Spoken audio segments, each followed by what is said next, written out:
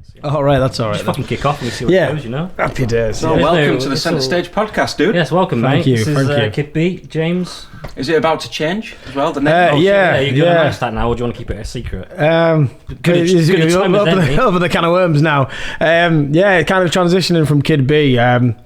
It was like, you know, I was doing a lot of ringing up venues and trying to get gigs and stuff. So I was like, kind of, you go log onto my website, kidb.co.uk, and I'm getting a bit older now, and it's kind of like, Kid B, do I really need that? And How long have you been doing Kid B? For about, I'd say about 7 or 8 years. So it's a long haul, and I don't know, I just felt it was time to change. My brother come up with that. We said, you know, you do these searches and you come up with names and stuff. Come up with Jamesy, and it was kind of like, you know, we're gonna go with that, and that's. I ain't changed the website yet, so I'm doing this last thing with Centre Stage. You know, one final, you know, thing as Kid B and that, and switching and. Yeah, there's no real reason for it, really. So your farewell gig then? Yeah. Could be farewell gig. And I just want to say it's really nice what you guys are doing here, and I've seen other artists, and that's where I heard about it as well. Oh, cool. Give a bit of feedback there. That's what we want. Yeah, Harrison Rimmer. I've seen it on his. Oh yeah. Yeah, and that's how and he's a nice guy. I know you guys have met him and talked to him. Harrison. Nice guy. I really liked him. Yeah, he's really cool. The funny thing about Harrison is what we didn't realise was ginger? I thought he lived. Well, I knew about he's got this thing about gingers.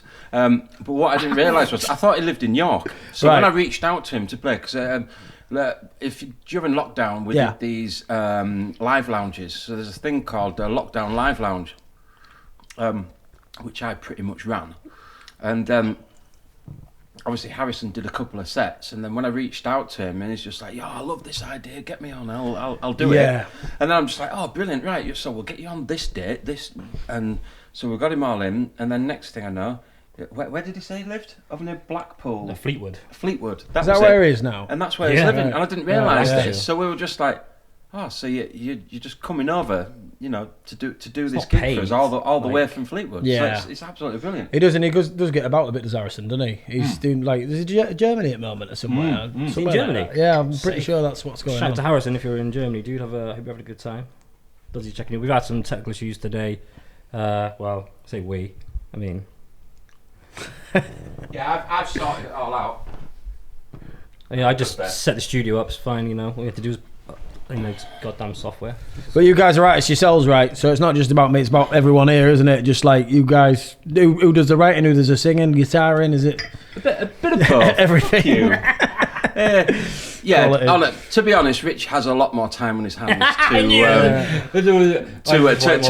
They're blowing there. You know, when we get into the studio together, we generally bounce quite a lot, and we put a lot of work into everything that we do. But the whole point about this Centre Stage, obviously, it's nice to sort of like get ourselves out there, but it's all about the people that are playing, such as yourself and the other artists. So, you know, it's a good opportunity to promote yourself and play original music, because there's this stigma around, especially around Selby, where you can get loads of gigs if you play covers.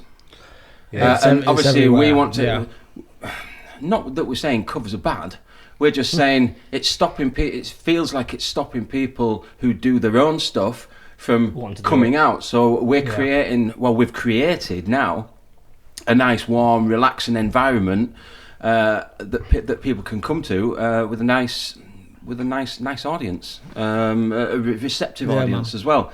Like Molly that played the last one, she literally there was like one of her songs. It was just like. And the thing is, with live music and doing original. Sorry to interrupt you there. Fine, no problem. Is people do like them. And it's like you do certain gigs and people come up to you like you get it yourselves. Another artist they'll be like, "Oh, that was a good song. That was your own." And I do think people do like it, but at the same time, it's maybe like certain places might do that a bit more than others. Have you found that with your? Because you do originals like every time you go out, don't you? Is that the idea with you guys? We throw a few covers in, but we won't sort of like conform to. We once got asked to do something like 60-40 in favour of. Covers, and we were just like, we'll do the gig, but fuck it, we won't do that. We're going to do what we do, and it'll be 60-40 in term originals. Probably a bit more. Yeah, I really like what you said there. Didn't end up doing that gig because COVID hit. Yeah, all right, that old chestnut. I mean, like I said, it's we. I think we're pretty communistic in terms of music. You know, we like things to be equal and shared. Like we're not when we go. We just bring songs to the table as when we write them, and if we like them, we work on them and we turn to a song. Then whichever ones are the best go on the album. It doesn't make a difference who wrote them.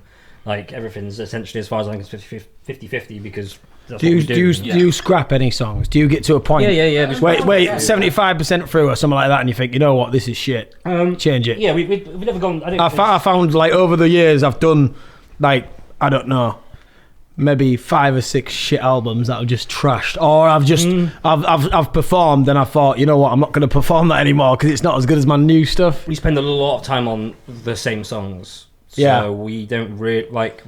We have a pretty good idea of what are going to be the songs. We don't really scrap much. Scrap some that have been a bit like scrap Rise Up from the new album because you didn't like it, and that's fine. We were up for doing that. It just felt like it just didn't fit with the rest of the album. To be honest, I think once we've got the 12 songs or 13 or whatever we're going to use, we're pretty much like, well, we know that's going to be the songs, and we work on them. Yeah. But with the new album we're doing, because they're not really performable as a duo. And do you do melody or lyrics first? Is there a Do you any whatever, however it comes? Yeah. I'm like that kind of. Yeah. How did you like first get into doing music?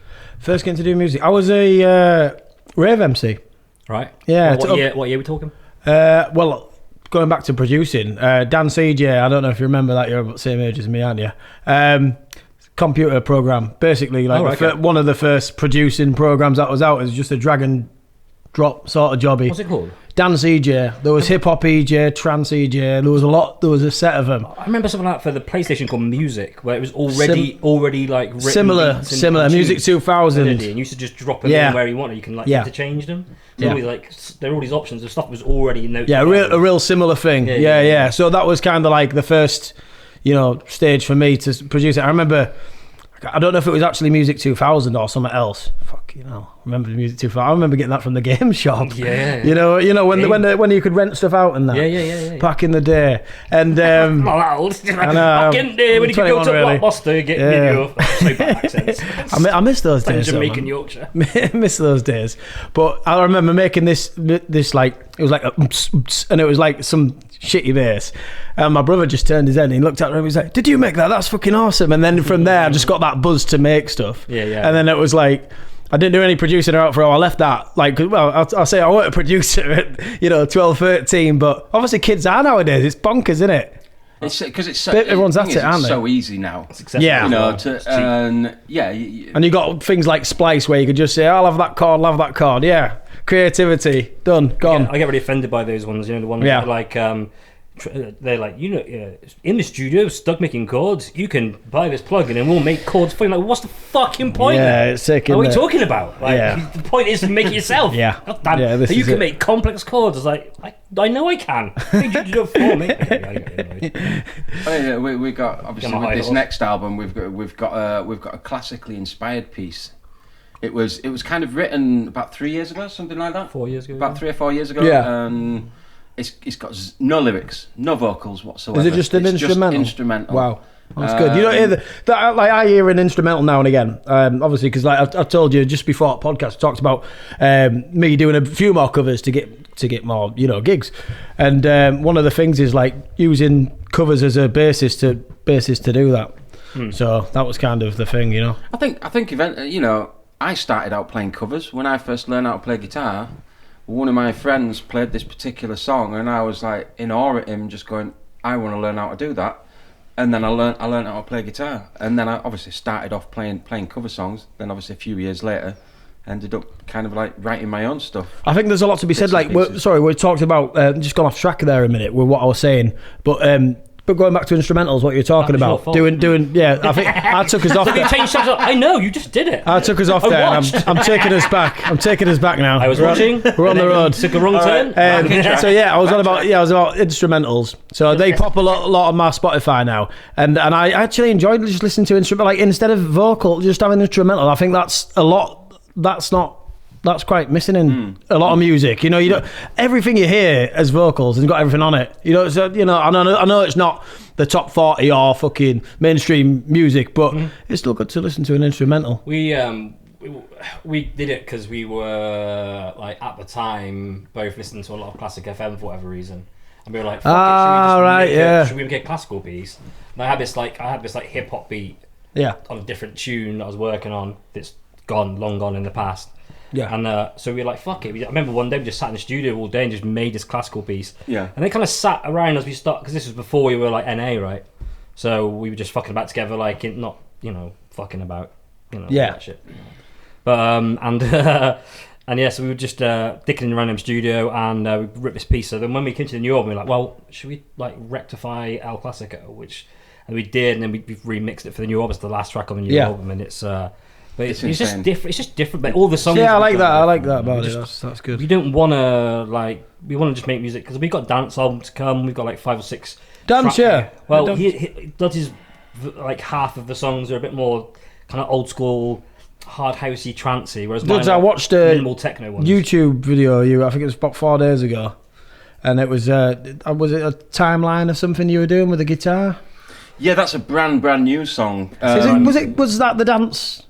No, that's not the dance. That's is it because it was sped up? It sounded like dance. Yeah, because the audio is mixed between the audio of us two rehearsing this song, right?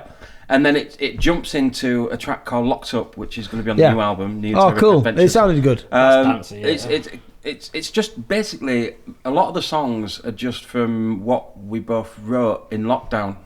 Yeah, couldn't do guitar stuff, so we couldn't do stuff together, but we could send each other stuff. So we'd send each other files via Dropbox, and we'd go, I've come up with this, and then you'd put a little bit of tinkly stuff to something, or and that's how majority of this album came about. And we've totally gone off the tangent again, haven't we? Not really. No, it's all gravy. It's all gravy. No, it's very different, but we just want to do what we've been making. It's not really about what style it is. It's just we have a bunch of tunes that we made up. So we're gonna. If you're happy doing what you're doing, and you put it out there and mixing different styles, I love that, man. So we didn't get any further than using DJ, whatever it was called, DGEQ, DJ. Yeah. That was as far as we got in your music history. Then you stopped. All right, we'll go back to that. We'll go back to that. No, it's all good. End of the day, you're artist, I'm an artist. That's how it goes. And it's good to talk about these things, and we can always edit stuff, so it's all good. We don't edit. Yeah, no, we don't edit. It's like full-on podcast, unedited. Whatever you say. Podcast, unedited. It's out there. We can't change it. Bro. That's even better. Hang on. So we went from DJ. Yeah, we were like, it was kind of. Did you become a DJ? At 15, 16, I was like, we all got into the rave stuff. So it was like Hangar 13, New Monkey, possibly heard of it, possibly not, but it's like hard trance, Spanish techno is what they call it. And Spanish techno? Yeah, Spanish techno, and all these MCs up north and that, and then, people watching will know what I'm talking about. Real big scene, underground. And I wanted to be a DJ, and then my brother wanted to be an MC, and then it kind of switched round, and I ended up being the MC and being the DJ. Okay. Every time I DJ, it sounds like fucking spanners in a washing machine. So don't want the stampede coming through fruit room, double beating. But took on that MC role, and I kind of went up the ranks in that, and I enjoyed doing that. I love the buzz. Again, it was coming back to and you'll get it when you go out and stuff. People coming up to you. Oh, that was really good. That was awesome. And then you get that little buzz, and it just keeps you going. It keeps you motivated to do stuff. I go to an MC gig and I'm like, oh, when are you going to get up and that? And people want to meet. It's just a special thing. And I think I've carried that. That spurred me on to do music even more throughout years. Throughout years, that my Yorkshire accent coming out. Throughout years, yeah. Okay, we're in Yorkshire. You're allowed to have the accent. So Cockney, be like, what the fuck? Hey, this guy switch it a little bit. Obviously, I'm a son at 24. And I might as well tell my life story. Fell over. No, I'm a son at 24. Kind of chilled out, and I thought I can't do this rave shit anymore. I mean, I was getting there's a lot of MCs on one lineup. We're getting places like Wigan Pier, and I went with a group called the Blackout Crew. I don't know if you've heard of them. That we did a gig with them in my hometown Malton, which is not far away from here. Shout out to Blackout Crew. Yeah, and they went on Clubland and everything, and it was just like seeing them on Clubland. They were like, "Oh, I know them guys." You see your mates blow up, and you've probably seen it with some of your friends, and you're just like, "Wow, what's going on?" I actually get a real big buzz when I see people on stage, and so if I've helped, I'm like, fuck That's when you see your friends do shit, you just like when Big Phil did Centre Stage and did really well. Everyone was like, it was really busy. And then like Eve doing it, and like did you help busy gig. Did you help this Big Phil? Did you help him kind of? Yeah, we did. He did Centre Stage with us the first one, and he's just a mate of ours. But like, who else was Dion? I mean, she had a really good time. And that's the idea of this, isn't it? To give people a opportunity to perform their own tunes. And the good thing that makes you feel good as a reward, and you get the reward that people are buzzing and exactly. Get one out there. We're able to sort of like, because we don't sit still all night. We're constantly. We're not like one of these like, right, there's your sound, and then we fuck off. No, it's like every single. Well, we're constantly there, just tweaking it, just making sure every song sounds setting up, like, fucking brilliant. Mine's not entirely devoid of being a mental illness. Bit of OCD kicking in now and again. Like, sit still. I get a real buzz from, especially people like, because we've had some people who on Centre Stage who've done a lot of gigs, and I'm obviously pleased that they're playing, but they've been great, and all of them have been really good. They've all done really good sets. But it's people who are like just starting out, and it's people that I know who are committed to doing originals that I really appreciate. Like Big Phil and Eve are great examples of that. Yeah, because you know how much grind it is. But they're not getting gigs, so like loads of gigs. It's frustrating for some. And they're great. So, and they're writing their own songs, and they keep doing it at open mics, and they don't cave, they don't do a lot of covers, they just do their own music. Both of them, they're just really committed to it. And same with Dion. It sounds like I'm knowing more about your platform and what you're doing. It's a really good thing. It's just nice to help people, So, man. So how did you go? It's getting popular as well. You're right. How did you go from like MCing at raves to like being Kid B? Yeah, I was kind of like doing these raves, and it was one of those things that you do it for the love and that. But I weren't getting a great deal of money, and now my son, so it was like traveling and that, and going over to different places, go up to Newcastle, Scarborough, just different places where there were raves, because it's again, with it being underground, there's only certain places you can go. It's not like you can go to local pub and start mic check 1 2 in the place to be. Everybody feel like ecstasy, they're like, Garage what the fuck's this guy doing? What's he doing? In a pub. Get him out. Working men's club with our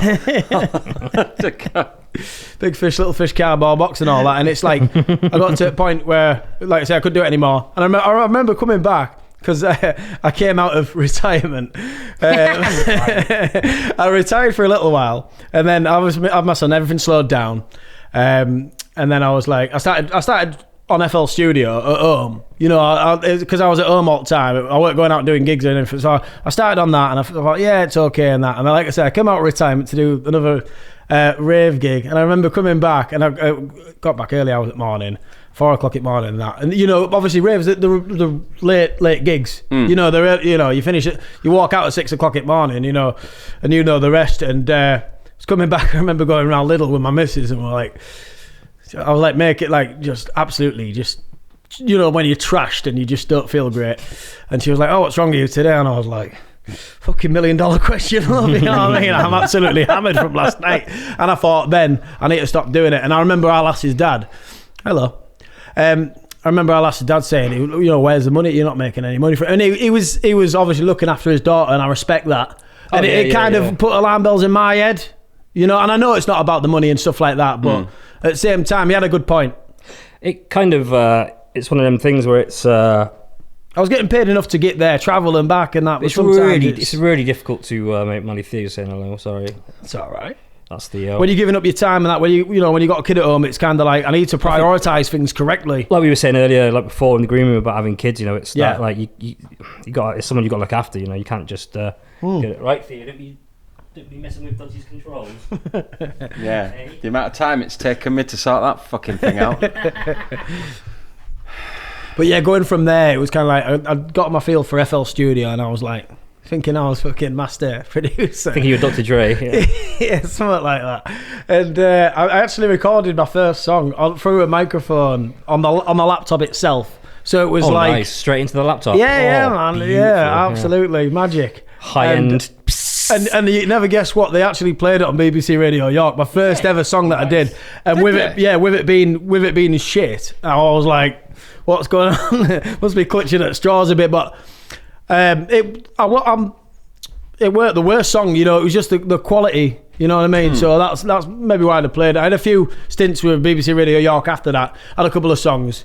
One after the other that I don't do now. Like I talked about it before, like you do those songs and you kind of like, it's not me anymore. And I progress from there. And then that was kind of it. And then, I don't know, years went by. It's like a narrative, isn't it? Like a storyboard.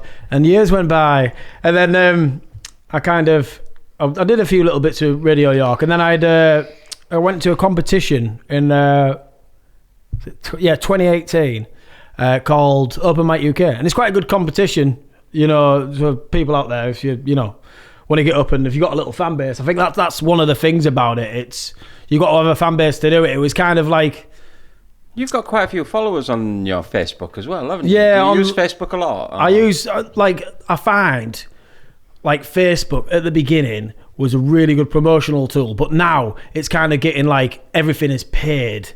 You know what I mean? So I just use my profile now. I was using the Kid B page for ages, and I went through a stage of promoting myself through that. But like I said, to what it used to be, it's all paid stuff now. You got to keep posting stuff and that's what I found another challenge. I mean, I did start a YouTube channel up at one point, and I was doing vlogs and shit like that, trying to get more followers, trying to get more audience. We got 400 subscribers, something like that. And it was just like doing it every week is tiring. You can't keep putting it out. And that was something, obviously you guys wrote a lot of songs through lockdown. My thing through lockdown was YouTube. But the hashtags and all that shit, man, it's just I don't really do the hashtags, but I try put content on every day. Yeah. And if we're doing a gig or so, we've started doing like the vlogs. I want to go back into that. When we're doing gigs, we'll take some pictures and a couple of videos and kind of like just slap it all together in like a quick 1 minute sort of video. And then it's content. End of the day, it's content. Yeah. I think a lot of people who are traditionally successful doing like local scenes don't really understand social media, because they've been doing it for a long time and they want to keep doing it as the way they've always done it, but they don't know how it works. And if you want to have any success, you need to get fans via social media. And it's good to get locals as well. It is really good to go and get local people and do. And obviously that's really important. All part of it. But the problem is that like everything's online. You can't escape it. You can't escape the fact that everything's online. They don't have to do that. So for me, like finding you, like that video you spoke about earlier with the guitar, you just did that like on one evening, and then we did we've done one recently where like it's us mixing, and it's got a song in the background. I think it was El Clasico, the classical one we did, and we're just mixing and whatnot. Yeah. We were actually mastering something. Mastering a song. But it's just trying to find things to do to keep people interested in what you're doing, And I think you've got to do. That's why we're doing the podcast. That's why we do clips of the podcast. So we do like the whole thing is on YouTube. Then we put clips on Facebook. So it's important to keep. You have to be savvy in that. You've got to be savvy. You've got to do it. And the thing is, if you don't, I think there's some kind of algorithms within Facebook that if you're not doing something every day, you kind of like you don't end up on people's feed. I don't know how it works, but I remember there was a point where we'd not post for something for like a week or something like that, and then you'd post something and you'd just like get barely any acknowledgement, engagement. I kind of stuck to my profile, but I paid off a couple of debts. So it was good. Like going back to my build-up music career kind of thing, where I was at. I paid a couple of debts off, and you like that? Paid a couple of debts off, and I had a bit more money to do a bit of funding of my music, promotion, online stuff. Yeah. So I got into that. I got into Facebook ads and fucking return on investment and all that shit, man. It just racked my brains. But it is a good thing, and you can make money. But you've got to put a lot of money in, a lot of money. When we were doing when we were doing this, the girls we started doing it with Chris and Anna. Shout out to Chris and Anna. Hope you're feeling better, Anna. They've got a new pub which is fucking gorgeous, and we're going there. We're playing. Yeah. We're doing the centre stage on tour there in November. Where's that at? Sorry, just December. November. It's I can't remember. Oh God, what's the place called? The White Gate. The White Gate. It's in Murfield, near Huddersfield. Oh, Murfield! This place keeps popping up quite a lot. Lovely part. So we're gorgeous. We went to go see them last because they used to run the Crescent, where we're doing centre stage. Number 1 The Crescent. Sorry. Number one. Obviously they got the opportunity. We'd literally just done the first centre stage, and then they got this opportunity to take up this pub. And we were sort of like a bit gutted because it was just like they've got the same enthusiasm and drive. They see the vision and they have the same vision, and obviously when we went to go see them last weekend, first time we'd seen this pub, and I totally understood why they went for it. Mate, it's an amazing pub, amazing surroundings. So it's just like, right, let's get some music. They were just like, come on, let's get some music on the go. Right, let's sort it. So the point being was that when they did it, they I think they done some deal with someone and got this paid some money and got the event like announced on the radio or out on the radio for about 3 months or something. And it wasn't like, I'm not going to go into how much it was, but like.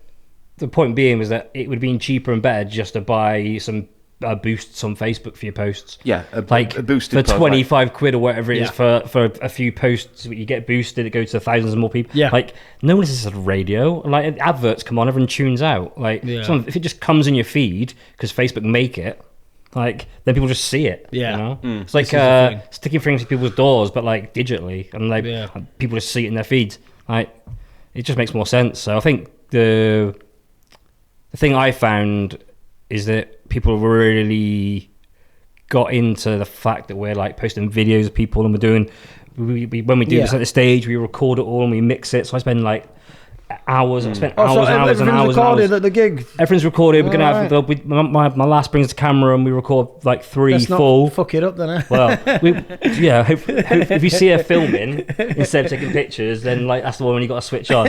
So you got 3 of those, and then then we take all the audio, and then we master it all here in the studio. Re-import it to the video. Oh, that's cool. So it'll be a good match. We just take one of the monitor out. Yeah. Because obviously we've got 2 on there at the moment. Yeah. But we could just do one because it's just like one main mix. That's why I've been up and down trying to get the balances right. We're mixing it as we go on the moment. Cool. But obviously, on the centre stage night, because we get such a good mix out the front, when it comes to the actual, mastering it to the video, it sounds great. Obviously, you've seen some. I like videos. doing that myself. We take that condenser out front as well, so we get a room mix. Yeah.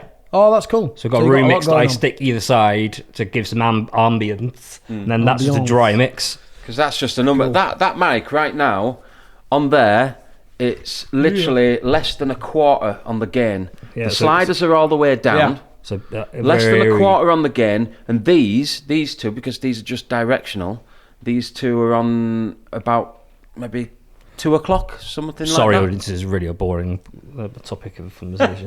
How high our sliders are. Moving on. So, any particular influences then? Who has been your influences over the years? Blink-182. Oh, Blink-182. I like. I don't like much of the stuff, but I absolutely adore Enemy of Mistakes. One of my favourite albums of all time. I just buzz off it. Absolutely. I remember you're the same age as me, so I'd have been like 15, 16 when it was out. I remember just going to the park and having fun and listen to that album with girls and just what an album. Yeah, everything on it was like every track near enough decent. But my inspirations are everything. Every single piece of music, I would say, even heavy metal. Oh some nice. riffs and you have shit. to have a nice range. So, but Blink-182, any other bands? Offspring. Oh, I love the Offspring. Americana's a great album. Bands. Did they do that? Give it to me. Oh. Yeah, but that's like one of the worst songs. Like Americana, like the first 2 songs from that album are amazing. Yeah. Like Staring at the Sun as well is a great tune. Baby, life is like a ride on a freeway. Fucking quality, man. His vocal range is out of this world. You're trying to cover one of his tunes. I haven't done an Offspring song. I do lots of covers. I do hundreds and thousands of covers probably, but I've never done an Offspring one. I was like proper skater in '90. It was like I can imagine Less Than Jake. I can see that. All that. Less Than Jake. Less Than Jake. I remember Less Than Jake. I love that. Do you think it's strange that there's a way? How looking how you act and everything. I want to cover that song, but you didn't know it. I don't think. Probably not. I'm a little bit older than you. Yeah, but you were into the music. He's crazy. He knows the jokes. A little bit. Sorry, fuck you both. But yeah, it was kind of like skaters, but I like dance music has had a massive influence on me. Okay, what kind of dance music's your favourite? Everything really. All of it. House. I like house. Okay. Yeah, I'm a bit of the funky house. Yeah. Obviously that comes with maybe a bit of trance. Yeah, just nice. Robin S. Show Me Love. Fuck off. That's bang, innit? I'm a minimal techno fan myself, so I was all into minimal techno. So I never really got into like the kind of like harder, like more housey.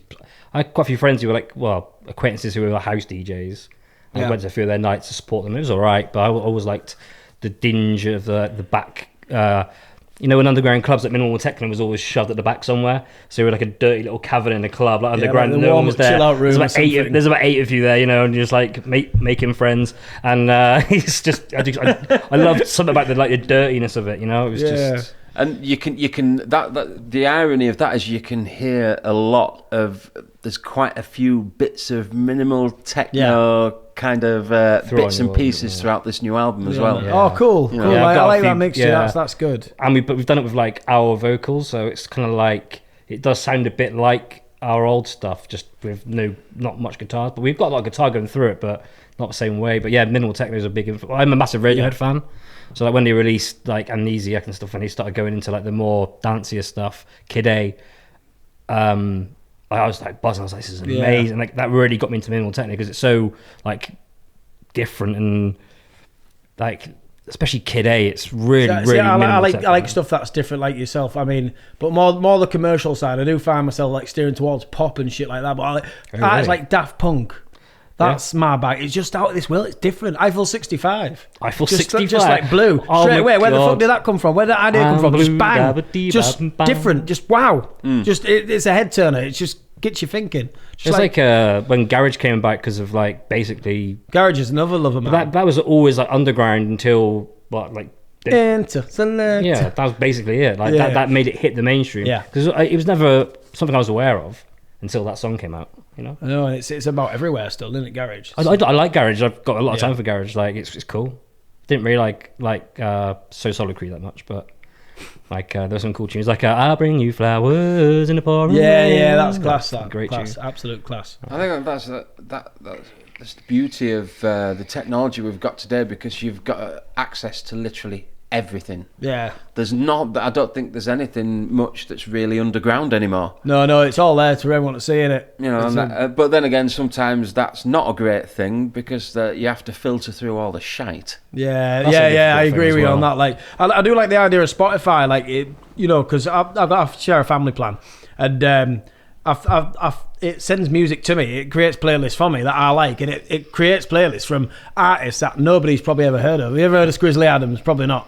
And a lot of people I know don't know him, but he's like my favourite artist of all time. But he's not mainstream, but he just does the shit I like. And it's like finding artists like that, giving, obviously, like you say, other artists a platform to do it. So it can only be a good thing.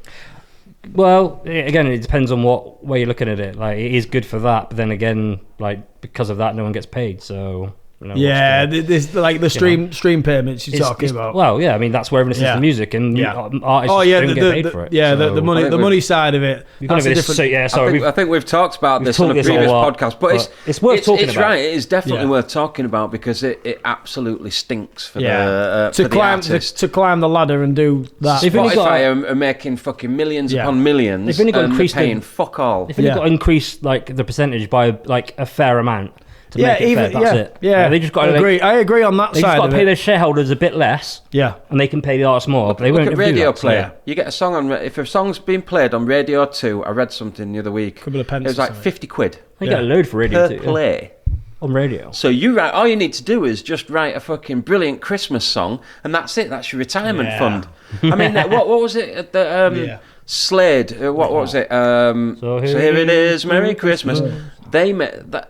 They make enough money off that to see them for the rest of their days every year because it gets played that much time. I think, what did they say? They made, it was close to $1 million. I don't know. I might be wrong, but it's a fucking lot of money. Wrong. Yeah. So it comes back to like any budding musician just make a fucking Christmas song, a hit Christmas song. That's it. You don't need to do fuck all else. It's one of those politic things, isn't it? If you're on the other side of the fence, you're not so bad. If it was you with Christmas song, you wouldn't be like, oh yeah, streams, they're only getting fucking 0.0001 pence per stream. You wouldn't be bothered, would you? Because you're on that side of it. It comes down to politics, doesn't it? But at the same time, agree with you 100% on fucking, Spotify robbing people. At the same time, discovering people is a good thing. Yeah, at the same time, it's good for getting new music out there to different people. Although I don't like the emails that I get a lot from Spotify. Spotify, stop emailing us. It's I think it's just more, you've been chosen to be on this playlist, to be on this curated playlist and everything. It's just I did it once, right? And I just went, I'll direct message you. So I direct messaged them. Yeah. Then I got this barrage of fucking messages back saying, if you want to get on this playlist, you need to pay this per month or whatever, this one-off payment. And just so since then, I've just been like, fuck off, delete. Yeah. I'm not interested. If people want to listen to our music, they're going to listen to it, you know. I always think everything is. Do you think it's building a buzz? Like it's better to build. It probably is. Well, we know it's better to build a brand nowadays than actually building the music and the brand. You've got to do both, haven't you, these days as well? Like we talked about, YouTube and TikTok and all the rest of it. Doing those things does help your brand, doesn't it? And build that identity, just like what we're doing now. I agree, but I think we only are interested in doing things that we either agree with or like. Yeah. Like there's nothing we would do that we didn't agree with or didn't like.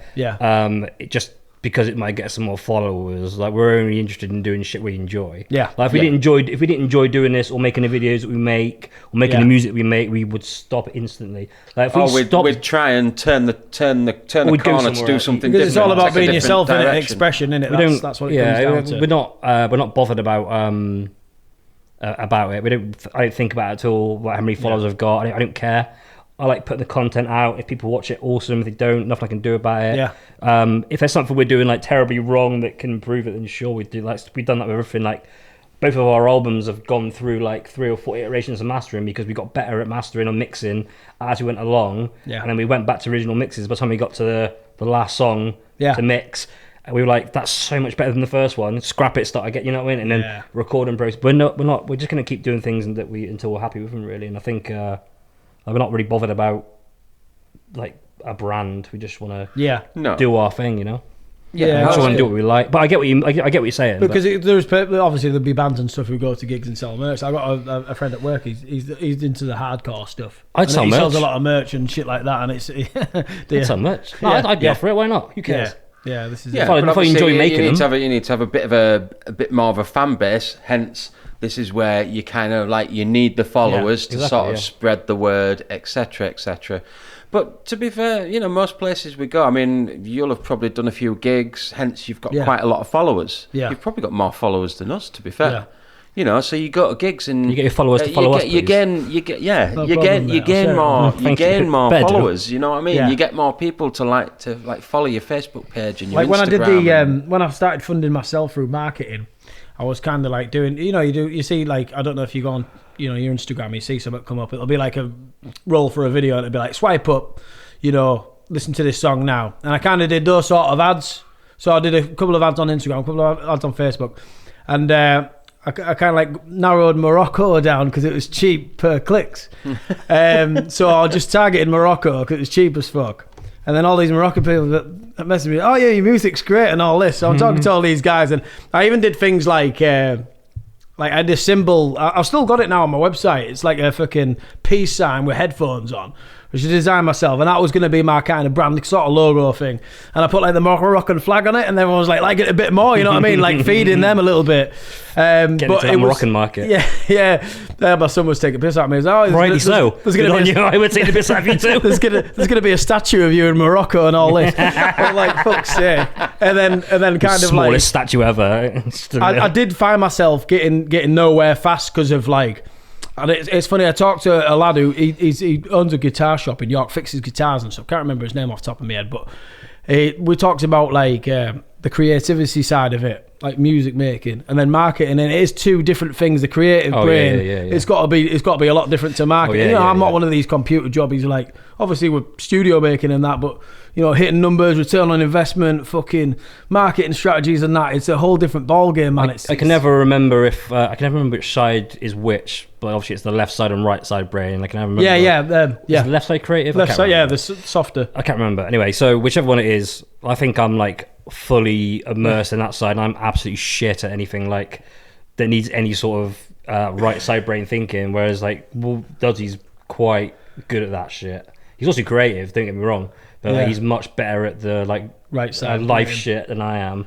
Doing grown up sensible bullshit. So it's good that we have that kind of that's partnership. a good balance between you, isn't it? It's not perfect because obviously I should be doing more shit. But it does work. We work. We work as a team. We work as mates, and what we produce is, obviously it speaks for itself. Yeah. People like it, they like it. If they don't, they don't. What I'd say about content as well is that I think it's very, and this is going to be controversial, but it's very easy to get very me, like, what do I have to do to improve my brand? What do I need to do? I should be doing this because our band's doing this, or looking at other people and thinking, I should do this. But we found our doing stuff that actually isn't promoting us at all, it's promoting you guys, is actually way better for us than it ever would be just concentrating on ourselves. Because the power of giving, the power of giving is a good thing. But then at the same time, it is kind of promoting us as well, kind of like almost behind the scenes. Everything's like full circle, man. We're pushing it for everybody else, and people are seeing that we're pushing it for. So in a sense, it's kind of a bit of a self promotion. But that's not the intention. Oh yeah, I think again, it's not. I've always said this. It's not like entirely selfish. We're not just like, let's help the poor struggling musicians. Like, we obviously also want to succeed ourselves. I just think that if we, rather than everyone thinking me, what can I do, nabbing all the pubs and all the gigs so I can do these gigs. Like, look, we need a diverse and thriving scene. A little dig there. Yeah, we need it always. We need a diverse and thriving scene with different acts doing different stuff. We should be sharing this shit around, not grabbing it all for ourselves. Like, it is better. No, I like. It's, you make friends as well. If you had like a page where you could put your mission on it, it'd be like helping original artists fucking get out there.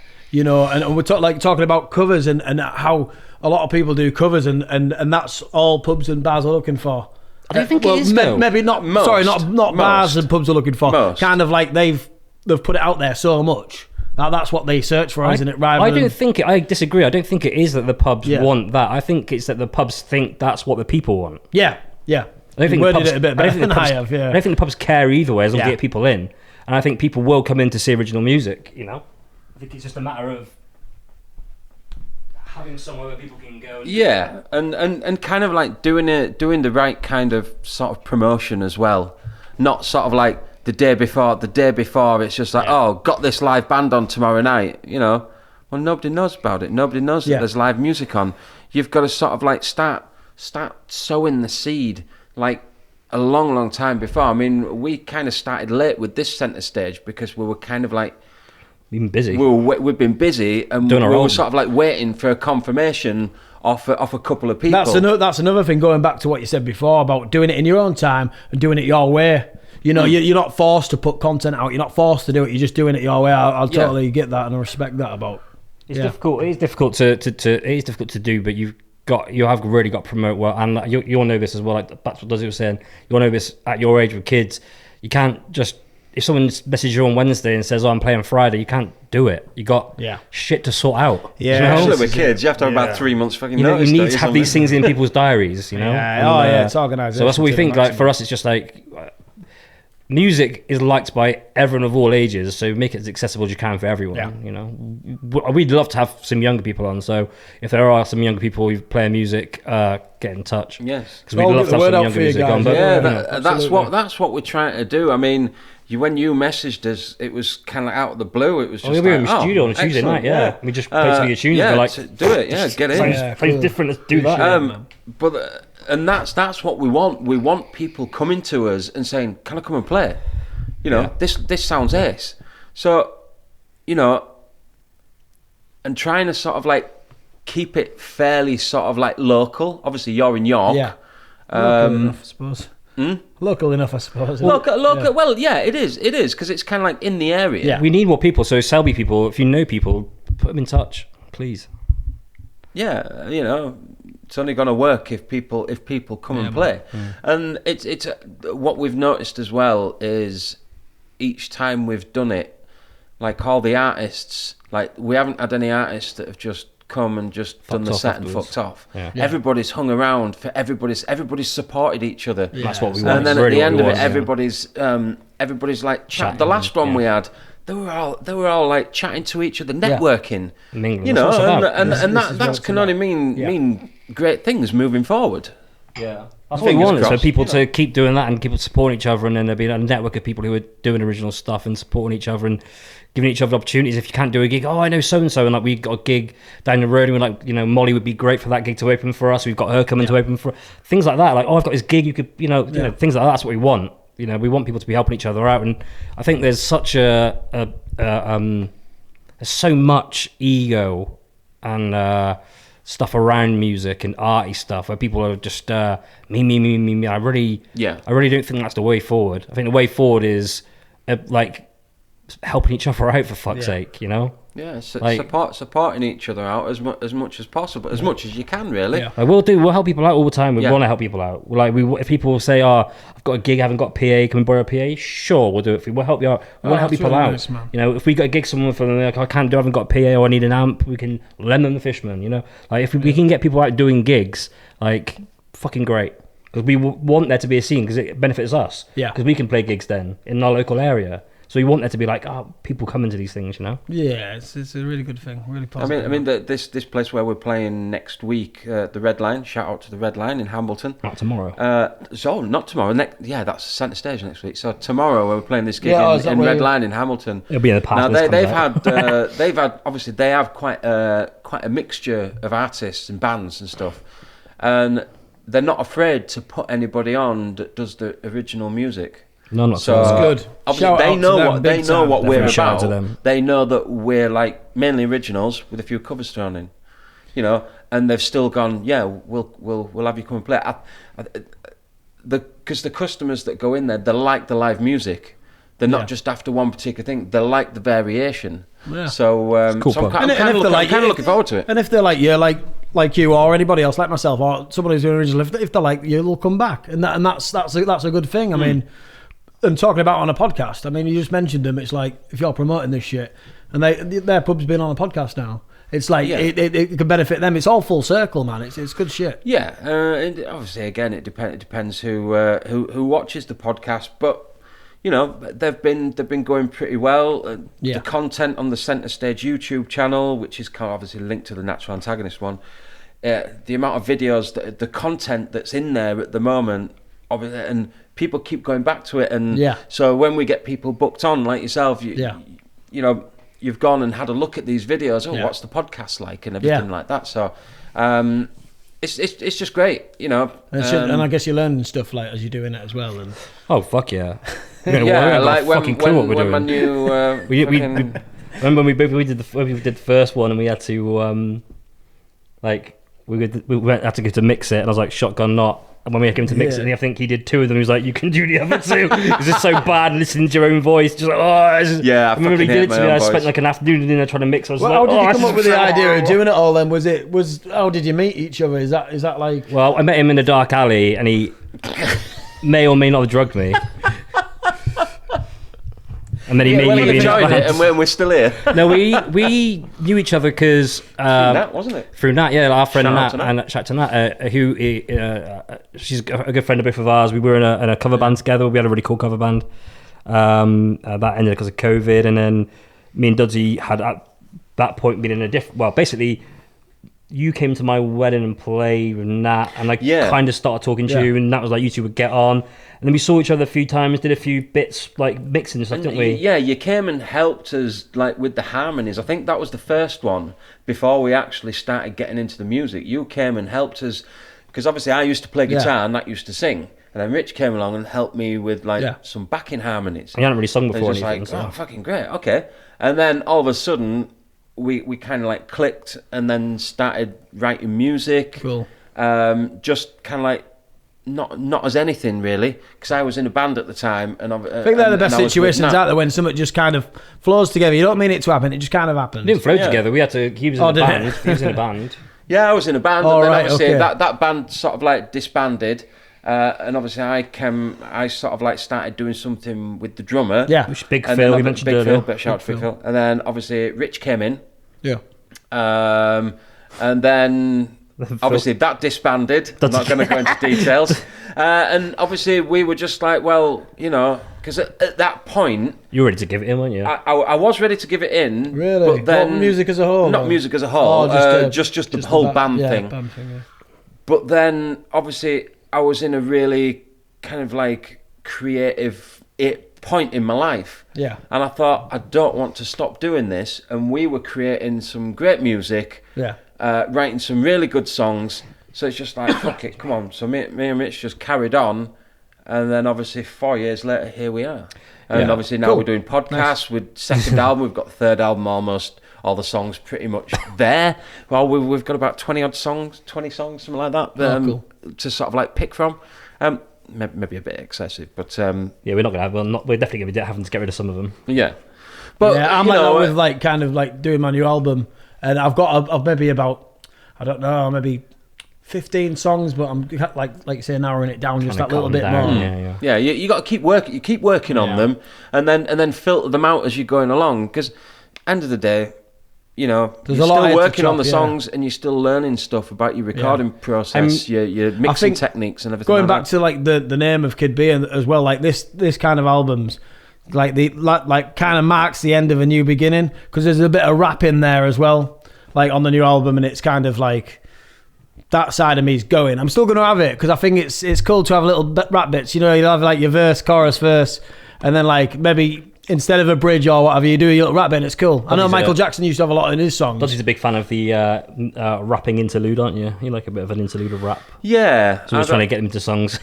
I quite like it. Yeah, there's this song we do called Rise Up, and we've got some rap in it. But you know, that's my hip hop influence. I'm sure Rich will agree. Like Eminem, Dr. Dre, and all that, NWA, and everything like that. Massive old school hip hop, isn't it? Oh, that's my favourite. Proper old school. Really a bit of Snoop. I like new hip hop stuff. Like the new hip hop with all the hi hats, you know, the hi, you know. Oh, the hi hats, the incessant hi hats, the massive effects on the back of the voice. Incessant hi hat. I do. Why? I do quite like. That's what snares are for. I do quite like the name Kid B though. Yeah, I think you should keep it. I don't like it as much, only because it reminds me of Plan B. Yeah. Or Kid Rock. Are you somewhere? A lot of people like when I did open mic, they were like, Radiohead, or Kid A, or Kid B, and I'm like, Kid A. But I don't even think about that. So no, I don't. I think, like you say, the transformation. It's just come at the right time. I'm building fresh music. I'm changing my identity. I'm going out doing gigs, which like I had a lot of gigs doing when I went to do the obviously like kind of music stuff instead of the rave stuff. It was kind of like I was getting stuff done, but it's just working as it just hasn't worked as Kid B. It's just I think it's time. Yeah, cool. It's time, man. Yeah, man, time. do it. Yeah, so do you play any instruments? Evolving, mate. Yeah, this is it. Do you play any instruments? No, play the guitar slightly. Okay. But I'll play a lot of VSTs. I play a keyboard. If I like chords, I'll kind of input them and do it my own style. But I get in touch with a lot of producers and I buy a lot of beats. So I do fund what I do. It's not I'm just like a sample swapper. But I love the creativity. All right, I'll make some beats for you, bro. Yeah, that's what I like. That's what I like. We can do some sick beats. I can do some fat beats. But I'd like going back to the gig thing. I want a consistent string of gigs now. That's where I'm at. That's where I want to be. Sure, yeah. And obviously with you guys, you can help me along, and hopefully I can help you along. Yeah, we'll promote you, mate. No problem. Yeah, anybody that's come on to centre stage, well, not just centre stage. Anybody who's good, we're more than happy to push. Just think like all those years where I've been looking to get out that bit more, but I've never did any covers. So we did. You know what I mean? There's one of our biggest influences around here is a band called Ramble Gamble, and they're not. Yeah. They didn't influence us because of the music they play, because we don't play the same music. But they influenced us. We were always really impressed with how they played their own songs every fucking time with a couple of covers here and there. And they just smashed it every single time. Everyone was going mental for them. And we met them at a party. And half the time, they fucking smashed off the tits. Yeah. They're playing. There you go. Not all of them. It proves it can be done. They're playing on the same set stage as you are, but like it was just the they didn't give a fuck attitude. We were like starting out, and we were a bit nervous about playing like our own stuff still. It was only a second or third gig? And we've done maybe. And we've done loads of gigs with them since. They're really nice. They're the top set of lads. Chatting to them next week, and they're on the same one as you. They're fucking great fun. Really You'll fucking get on really well with them. I don't even know how to describe the music, but it's just fucking mint. They're just really fun. A showcase, music for a Western showcase. I think I might be wrong. I think music for a Western showcase. Is that a new album? I think that's the new album. So check out Ramble Gamble. Sorry, Ramble Gamble, got it wrong. It's either music or musical for a Western showcase. Oh, for fuck's sake! But it's fucking brilliant.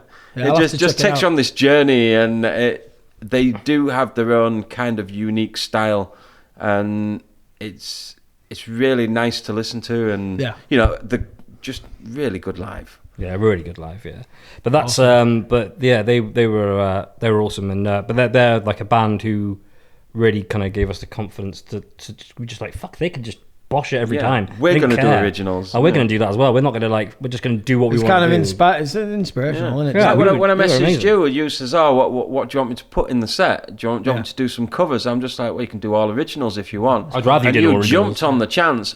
I've got 40 minutes of originals. No, but you seemed really keen, and that's what got me. What got us. How many albums have you got on Spotify and stuff? I got up to about 7,000 streams on one song. That's when I, obviously promoted myself. I did some dodgy like some shit promotions, and I did some good promotions.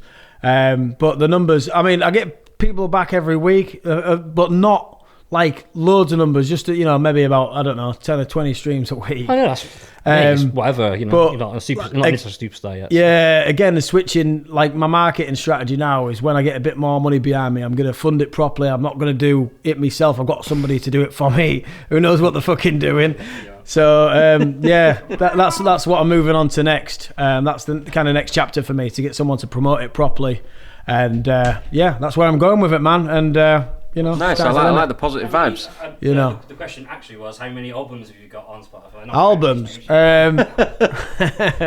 want to show off, that's cool. Yeah, I got one EP that I did years ago, called 6-Track Carnival, and that's. Again, so is this Kid B on Spotify? This is Kid B on Spotify. Yep. But like is it Kid/B? Kid dash B. Like dash. Yeah.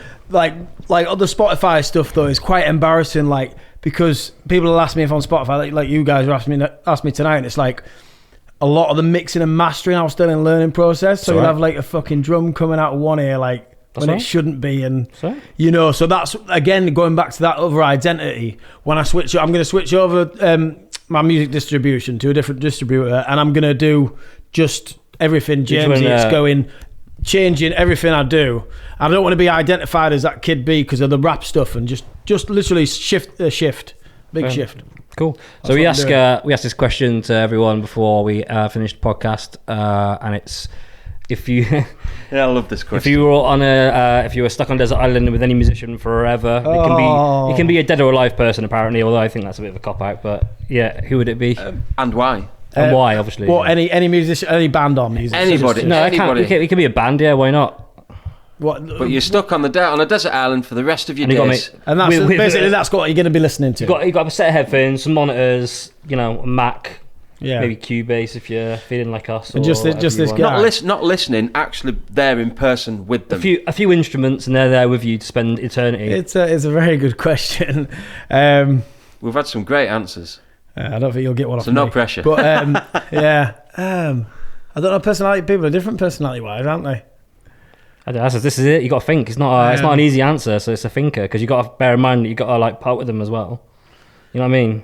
You need someone pretty cool, don't you? Someone who's like Elton John. Elton John would be awesome to play music with, but he'd be a nightmare to he'd be making you do all the work, and it'd be a bit of a diva, I reckon. So you got to be careful about who you get on with. You know what I mean?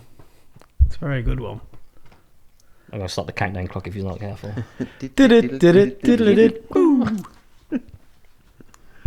I guess it would be someone. We can potentially cut this bit out if you, edit the massive waiting and dead air. There's not a lot of things running through my head right now. It'd have to be some sort of like. It's not actually going to happen, so it doesn't matter.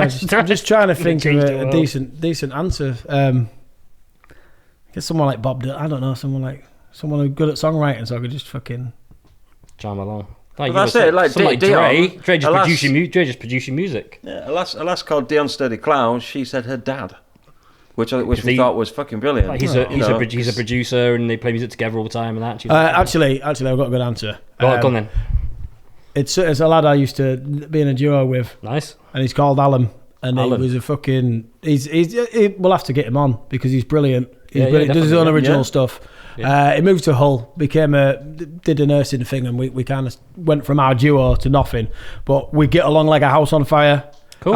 We did a couple of songs together, and when you got the same view of life, maybe similar, you just see things exactly the same. You're like, I know your week's been. He just read me straight away. And I messaged him. We had a little fallout and everything when he moved, because obviously having the kid thing, it's hard to get about and stuff like that. And he was a bit, you come and see me, blah blah blah. And it was both ways. And we left quite bitterly. And then I messaged him. He had a kid not so long ago, and I messaged him. I said, look, every time I went to your house, said we did music or whatever we did. Said I always came back feeling 10 times better man I am. And I'll always hold him close to my heart in that respect. What's his name? Last time I think it was just Alan. Just what? Just Alan, like Alan. Quotation marks, just Alan. Oh, together. Just Alan. Yeah, together. Just Alan. Yeah, together. Great guy. Big shout out to you. Shout out to Just Alan. Lovely guy, great personality, and I could hang out with him forever. Yeah, on a desert island. Safe. Of course, my wife as well. Right, before we wrap up, will you play us a song? Any promotion stuff you want to shout out? What should we check out with you? Where do you post? You on YouTube, Facebook? Do you do? I'm gonna go all over soon, man. TikTok? I'm gonna be everywhere soon. Just maybe I say soon. What's the new name? Musicians like to plan ahead, don't they? We've got a search for for the album. No, for yourself. Jamesy. Jamesy. Yeah. So you're going to be replacing your Kid B name with Jamesy, Jamesy, and keeping the same Facebook link. Yeah, it's going to be obviously my website's going to be kidb.co.uk for the time being. Check it out. So we'll have a link across the bottom. So we're just gonna I've literally got it says Jamesy, formerly known as Kid B, when you go to my website now. But it's nice that I can promote it on here and do the name switch and. Make history. Well, we're pleased to be part of history, mate. It's great. Thanks a lot for coming down, Thanks for coming on, mate. What song are you going to do for us? I'm going to do a song called Innocence, and do you want to hear about the song, or do you just want to listen to it? Go ahead. Yeah, so basically Innocence was kind of like, my mum died, and it was like, after those years, I'm not. It's not a sad song, and I never wanted to make a sad song about my mum dying. I know you get all these ideas, and I think as a songwriter, you'll know, and a lot of songwriters who are listening will know.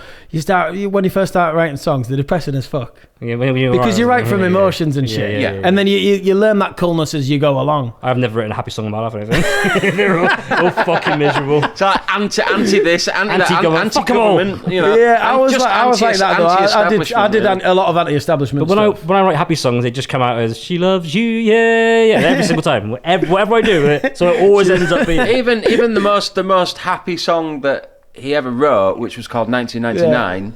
In my eyes, because it's got that catch, it's got that, as Dom once said, catchy sort of. It's the money song. That's the money song. Yeah. Got played on radio. Rich thinks it's boring only because we've played it God knows how many times. Yeah, but that's what you do with your own music. It's about breaking up with a girl. Yeah. So it's not really a happy song. Happy at all. Happy song, but it's got that happy vibe. Yeah, that's what I like to do. Flip it. So like going back to Innocence, it was kind of like it was to do with like. Where did my innocence go? I don't know. Where's that lovely boy I used to know? It was kind of like I changed as a person when mum died, and it was kind of influencing that. But you'll hear different parts. Like I think a lot of modern songs is maybe modern songs. You can probably do it with old songs as well. Is you've maybe got 3 different sort of stories going on in one song at one time. So it might be about my mum at one point, and then it might be about the path of trying to make it musically, and then something else. And I think obviously he was.